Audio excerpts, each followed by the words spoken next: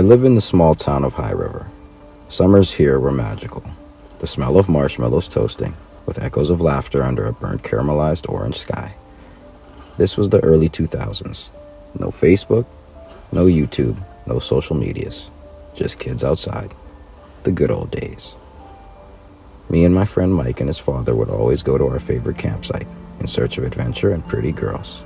High River was always glittered with the prettiest, in all colors, shapes, and styles of bikinis. The perfect place for teenage boys. We walked along the ribbon-shaped body of water under cotton candy skies, skipping rocks, discussing the summer's blockbusters movies which were soon set to release in theaters. We had been walking and talking for hours. We ran into our fair share of beauties, exchanged convo and laughter. It was another beautiful day in High River. We had walked so far that the smell of tantalizing grilled meat was fleeting faintly in the distance. We were now part of camp, which was totally secluded. Not a single soul in sight, just Mike and myself. The sky now shifting to an indigo hue, with the stars beginning to blink their eyes. We realized not only had we ventured miles away, but we were lost. Yup, lost. Mike had the bright idea that we float down the river with the current so we save our legs the energy of another long quest back to base. We were both pretty exhausted, so this suggestion sounded pretty appetizing. We jumped in and began to coast with the current. Initially, it was very peaceful, tranquil, floating over a moving bed of energy under the sparkling constellations. But all that tranquility seemed to abruptly end when the river current became rapid out of nowhere.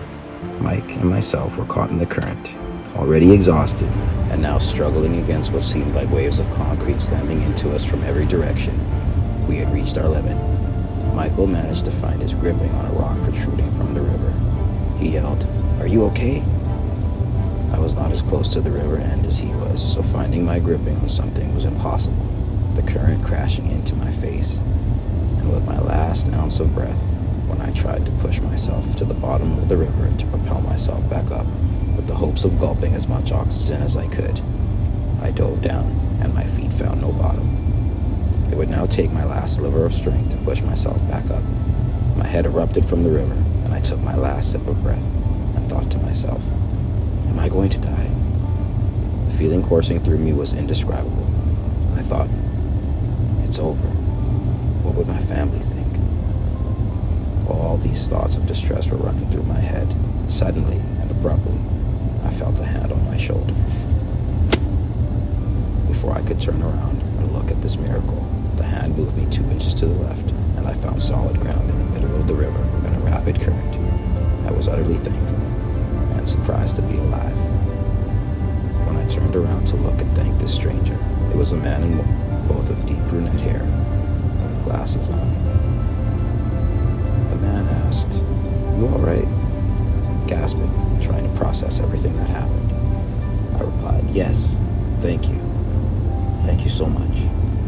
They both smiled and said, "Be careful." They had come out of nowhere and disappeared into nowhere, gone into the thick of the forest. We had only seen them when they had saved me in the river and when they had left. On our way home, Mike's dad looked back in the rearview mirror and asked, "You boys have fun?" Me and Mike laughed and said, "Let's go somewhere different next summer."